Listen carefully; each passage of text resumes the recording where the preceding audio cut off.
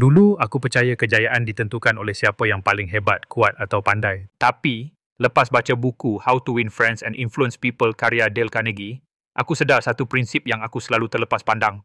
Kau tahu apa dia? Kejayaan sebenar bukan tentang menang hujah, tapi tentang menang hati. Carnegie kata, kalau kau nak dipedulikan, kau kena peduli dulu. Simple kan? Tapi, masa muda aku dulu, aku selalu nak jadi paling menonjol sampai aku lupa nak dengar apa orang kata. Aku lupa nak tengok yang orang depan aku adalah manusia yang juga ada cerita, ada perasaan, ada sesuatu yang mereka nak kongsikan.